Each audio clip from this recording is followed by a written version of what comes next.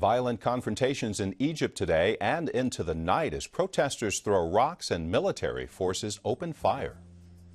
I'm Dwayne Brown. The latest from Cairo tonight on KPBS Evening Edition. And we'll have an update about a federal investigation into a $100,000 donation to the city of San Diego from a local developer.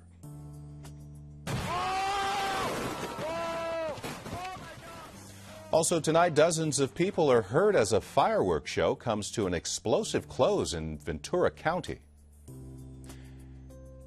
And imagine having to clean up after thousands of partygoers. It's a dirty job, but somebody's got to do it. KPBS Evening Edition starts now.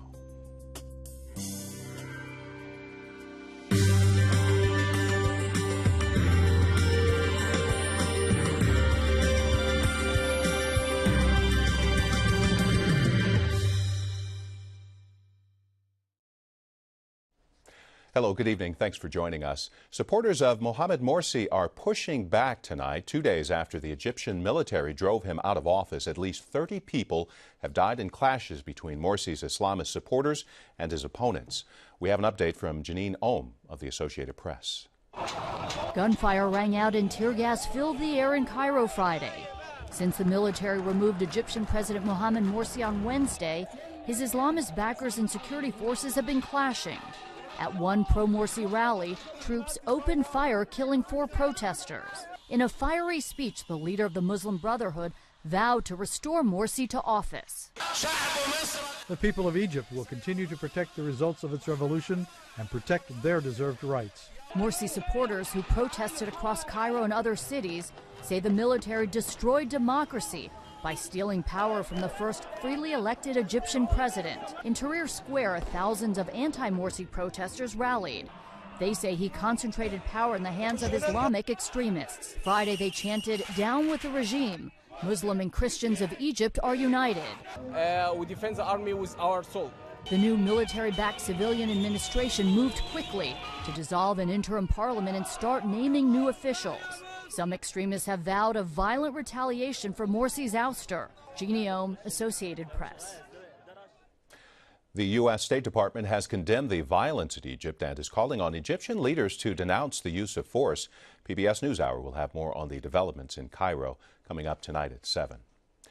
Reports from several news agencies say federal investigators are looking into money given to the mayor's office by a San Diego developer. Peggy Pico talks with the reporter who broke the story. Federal agents are investigating a $100,000 donation to the city by a developer, reportedly in exchange for the mayor's approval for revisions to a major project in Kearny Mesa. A 10 News investigation broke the story. Here with further details is 10 News investigative reporter Mitch Blocker. Mitch, welcome back. Thanks, Peggy. Give us an overview of what you found as far as the Department of Justice investigating this issue. So specifically, I mean, we don't know exactly what the Department of Justice is investigating. We know that there is an investigation into this $100,000 contribution, donation, whatever you want to call it, to the mayor's office from a developer, a San Diego developer called Sunroad Enterprises. They gave the mayor's office $100,000. There's all sorts of information, evidence, voicemails, city memos, insiders who are saying that the mayor knew exactly what he was asking for. He was asking for money in exchange for essentially public land so that this project in Kearny Mesa could be completed. And what was the money spent on? I understand the mayor had a couple of pet projects he wanted to spend it on. It was spent on, from what we understand, a veterans memorial project and some biking initiative. What that is, we're still not exactly sure, but he did return the money. How did you uncover this? Well, we have sources inside City Hall. We have sources at the Department of Justice.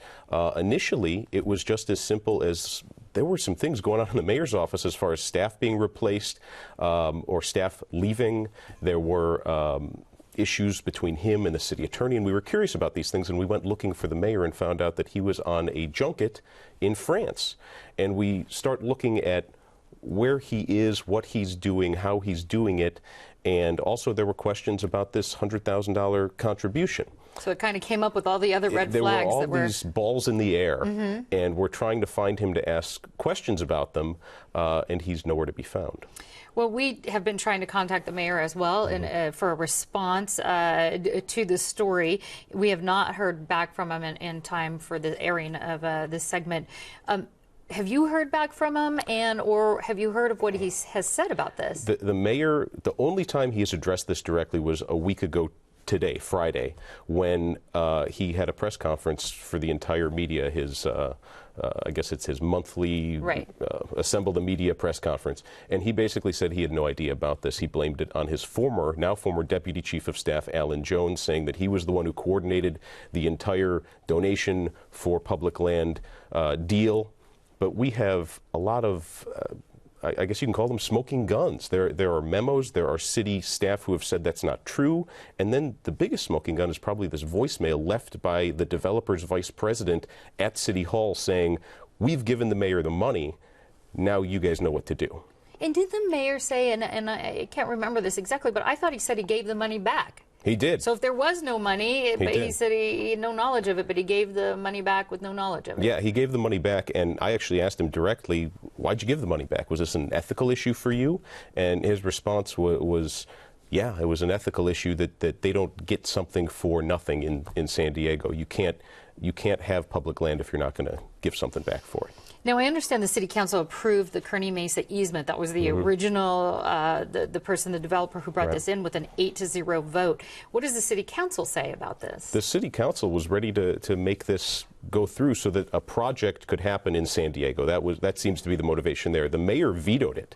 So he made a point, and he's said this continually, that he made the point, you can't get something for nothing. He said that continually about this issue until last Friday, when he said all of a sudden didn't know much about it. Okay. Well, what happens next? How does this move forward then as far as an investigation? The Department of Justice will investigate, the FBI, the U.S. Attorney's Office, all the entities involved in the Department of Justice. They'll come up with what they come up with, and keep in mind, an investigation is a long way from an indictment. So at this point, it's just investigating. It's gathering information. It's talking to people. It's pulling files. It's trying to figure out what happened. Okay. 10 News investigative reporter Mitch Blocker, we look forward to your future reports on this. Thanks again for joining us with this update. Thanks for having me. The mayor is talking about the renovation of a Jack-in-the-Box restaurant in North Park. He wants it stopped. Mayor Filner says the company violated the terms of its permit by destroying the building's exterior walls. He's asking the city attorney to issue a stop work order. He also wants Jan Goldsmith to decide whether the restaurant at 30th and Upas should be allowed to keep its drive-through. Filner says the permit only allows for a remodel. The company hasn't commented. Well, volunteers converged on 4 beaches in San Diego County to help pick up trash left over from Independence Day celebrations. One area beach drew thousands of people who celebrated by throwing marshmallows, creating a very sticky mess to clean up. Chew and goo is the best way to describe the morning after mess in Ocean Beach. Michael Krieger lives a couple of blocks from the OB Pier, where the 4th of July celebration includes a huge marshmallow fight. Krieger says it's really gotten out of control over the years, moving from the beach to the sidewalks and streets. Normally it's playful. It's throwing marshmallows back and forth, laughing and giggling. Last night there was aggressiveness. There were people just taking marshmallows off the ground and rubbing it in your shirt. This morning, and these were full. The event also rubbed resident Vince Adami the wrong way. My concerns have to do with polluting our gutters and our storm drains. Adami has lived in the area 15 years and thinks the OB Main Street Association that puts on the event could do a better job of containing the sticky mess. There's no signs to say keep this fight on the sand. There's no barriers there to keep it on the sand. You've got tons of police officers here. You've got microphones. You have towers with microphones with police department. A short message would help. Nothing is done to prevent this. It took about 2 hours for volunteers with San Diego Surf Rider to collect 1,500 pounds of trash mixed with marshmallows and sand, but Haley Hagerstone with the group admits it's just scratching the surface of what will be sticking around for months. I think it's beyond anyone just putting an end to it, because how do you write so many citations for littering in a single night?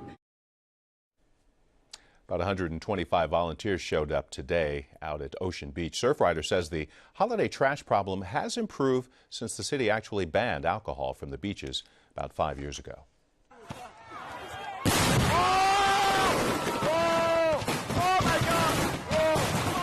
A frightening end to a 4th of July celebration in Simi Valley in Ventura County when fireworks exploded on the ground. More than 30 people were hurt. A bomb squad had to deactivate the rest of the fireworks. Investigators are still trying to figure out what went wrong. No firework problems for the Big Bay Boom in San Diego last night. The show went off without a hitch, just as promised by Garden State Fireworks, the company that puts it on. They took extra precautions this year after last year's show went up in smoke because of a computer glitch. We said there were no firework problems, but there was a glitch for some spectators on Harbor Island. They waited for hours for shuttles to get back to their cars. Port of San Diego hired a private company to offer the shuttle service. A representative from 5 Star Shuttle says they didn't have enough buses for everyone. Highway Patrol says drunken driving arrests are up this long holiday weekend compared to last year. 46 people have already been arrested since Wednesday night, the start of a maximum enforcement period. By this time last year, only 35 people were arrested. The DUI crackdown will continue through the weekend. Now, earlier this week, we told you about the increase in meth trafficking through the border. The Border Patrol says it made 2 huge busts this week. On Monday, agents found more than $4 million worth of meth hidden under a car panel at the Otay Mesa port of entry. And Tuesday in San Ysidro, they found more than $1 million in cocaine stuffed inside a fuel tank. The drivers were arrested. Homeowners in the backcountry are about to get an unwelcome letter. The state is sending out bills for a controversial fire prevention fee. It's $150 a year for about 800,000 property owners in rural sections of the state. The fee is supported by the governor and most Democratic lawmakers who say the money is needed to offset costs for fire protection, but opponents say it's an illegal tax. And San Diego Assemblyman Brian Jones says some people are being charged twice because they have 2 homes on their property. In addition to that, some of them are already paying an annual membership into a fire district anyways, in addition to their property tax. So they're being taxed 3 times for a basic service that government is supposed to be providing. A lawsuit against the fee will be heard in court later this month. Residents of Yarnell, Arizona may be allowed to go home tomorrow. That fire is about 80% contained tonight. It's destroyed more than 100 homes, also killed 19 firefighters. A memorial for them will be held Tuesday. Slower sales, but higher prices for the San Diego housing market last month. Association of Realtors says prices for single-family homes went up 3% from May and 23% from June of last year. But the number of sales dropped about 11% from May to June. The association says homes are spending less time on the market compared to a year ago. There's also encouraging news about the U.S. labor market. 195,000 jobs added in June. It's more than expected. And the Labor Department also revised its April and May jobs numbers. They actually went up. And so did the stock market. The Dow gaining 147 points. Here's a look at the numbers.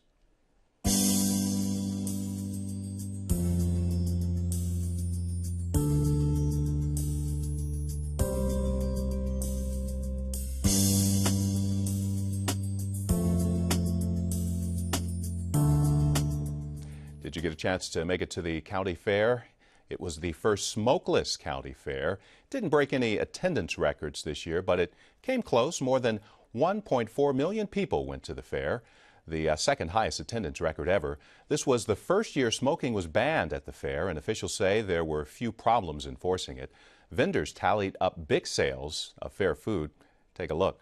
Like 50,000 pieces of chocolate-covered bacon, about 15,000 Krispy Kreme Sloppy Joes, and 17,000 bacon-wrapped pickles. Yummy.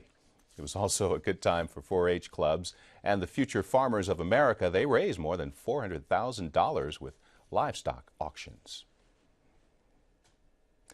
San Diego. AAA says San Diego is California's #1 tourist destination for the 4th of July weekend. Here to explain how that translates into real money for local businesses is my guest, Darren Pudgell with the San Diego Tourism Authority. And welcome, Darren. Good to be here.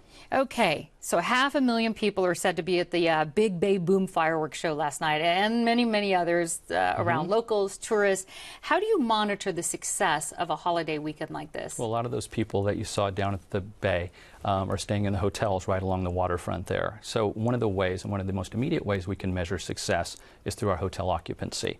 And our hotel occupancy was expected to be in the 90% range throughout the city, even higher along the waterfront, closer to 100%. And there's another thing you can measure as well, that transient occupancy tax. That's specific for tourists. Tell us about that. Right. Well, transient occupancy is huge for San Diegans in general, because what that does is that money comes into the hotels and then it goes directly to the city of San Diego. And each year the tourism industry generates about $150 million in hotel tax revenue.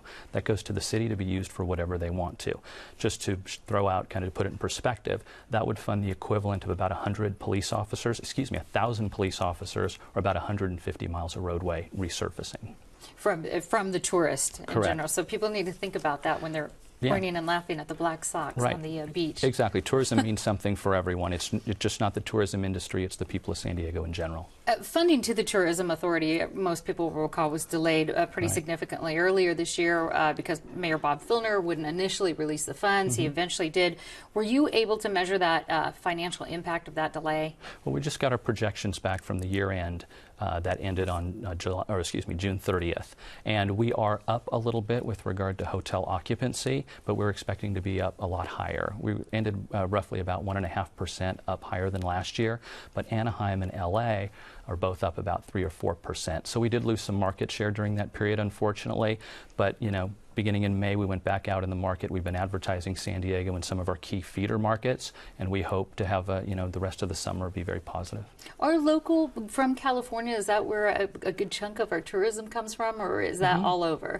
We advertise a lot in San Francisco, in LA, in Arizona. We weren't able to advertise in Nevada and Las Vegas this year because of the funding issues. But yeah, those are typically our feeder markets, but we also advertise across the country and around the world. Now, some critics of the Tourism Authority say there's not tangible evidence to link this amount of money that's coming to you and how that actually results in getting tourists here. After all, don't people already know about San Diego? Right. Well, the thing is that same sun that shines brightly on San Diego shines just as brightly on a lot of other places like Orlando, like Los Angeles, like Cabo and Costa Rica. We need to be out there advertising. That's why Coke advertises, why Pepsi does, why Microsoft, Apple, political candidates. Advertising is effective, and that's why we do it. How do you track your advertising as far as the results go?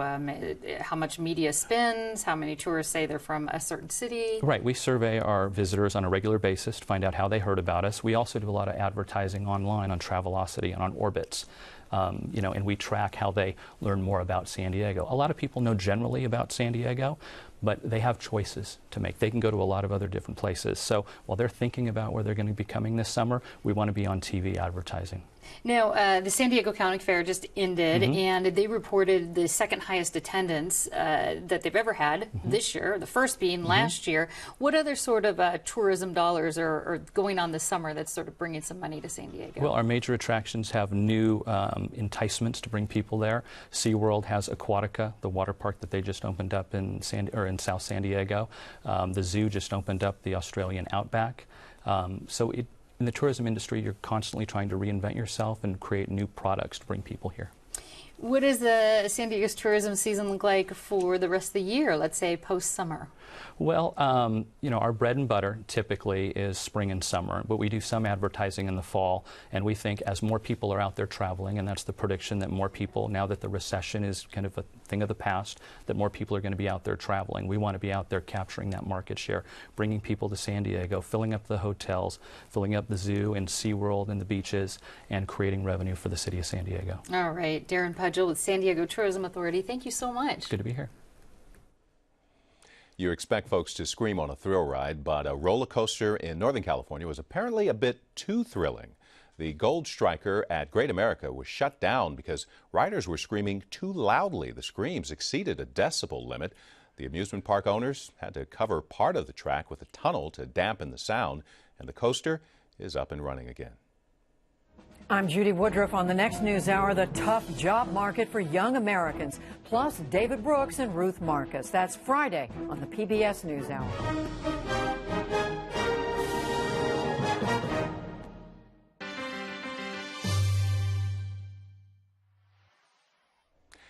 An old abandoned building downtown used to be one of San Diego's most elegant theaters. It's been empty since 1990, even though plenty of developers have shown interest in buying it. KPBS culture reporter Angela Carone looks at the past, present, and uncertain future of the California theater.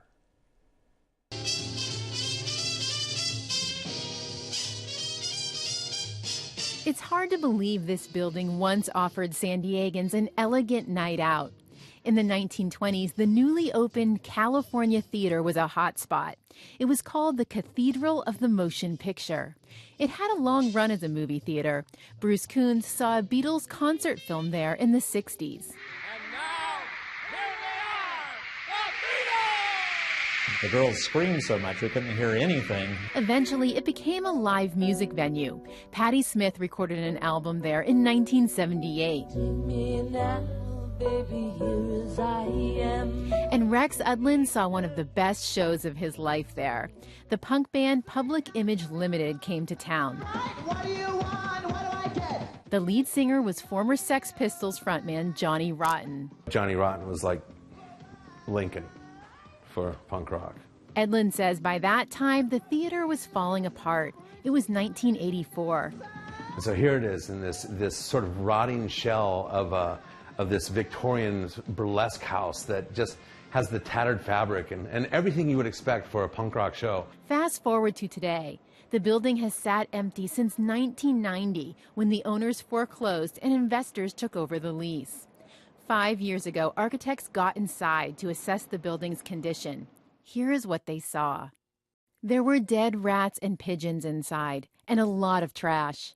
The roof is bad, so the water damage is significant. They put the cost of renovating the building at between $30 and $40 million.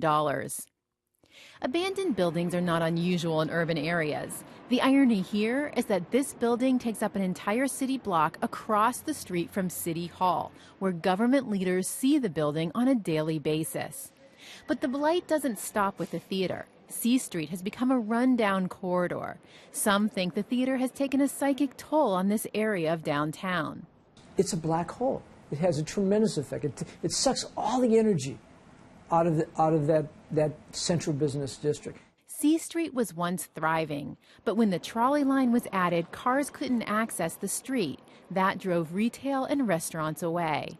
There has been very little private investment along C Street in decades.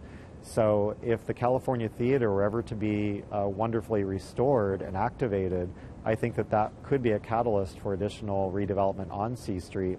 Bring better quality retail, possibly even an arts and cultural district along C Street, which would be amazing. Developers have shown interest in buying the theater building over the years, but its high price tag is a problem. It's listed at $10.3 million. Some estimates put its actual worth at just over $3 million. The building is also protected as a historic site. This limits what can be done with it. Bruce Coons helped get the building's historic protection. He suspects the owner is keeping the price high so the building will fall apart. He's got some fantasy that he can bulldoze it, which isn't going to happen. So. The owner's realtor admits they are not in any rush to sell. He says the listing price is based on the value of the land in a healthy market, and they need to get their return on investment. But will that return come from a renovated theater? Probably the real value of the theater is only the dirt. London doesn't think a renovated theater makes economic sense. There's a lot of theaters that are probably already underutilized where millions of dollars have been spent in renovating them. I did mention just a couple in passing. The Balboa Theater and the Spreckles Theater are probably empty most of the time. The Balboa Theater is just down the street. It was renovated in 2008 for the cost of $26 million. It's still operating at a loss. But there are some people who look at this property and still see a theater. Dawn Griffin is a developer looking for investors. She's wanted to buy the California Theater building for 4 years. She'd like to turn it into a high-end movie theater and a performing arts academy. You know, if we needed more condos, great, fine, but we don't. You know, if we needed more offices, great, but we don't. You know, so, you know, but do we need an excellent state-of-the-art theater? I think we do. That remains to be seen. One thing we know for sure, San Diego does not need a historically protected pile of rubble. Angela Carone, KPBS News. Not much of a change in the weather forecast through the weekend, mostly in the low to mid 70s at the beaches with partial clearing by afternoon. We should see those clouds clear out sooner inland by late morning, low 80s Saturday and Sunday for the inland valleys, even warmer on Monday. Plenty of sunshine in the mountain areas with highs in the 80s, while the desert will continue to sizzle with temperatures well above 100. You can find tonight's stories and download the KPBS app all on our website, kpbs.org/evening edition. Thanks for joining us. Have a great weekend.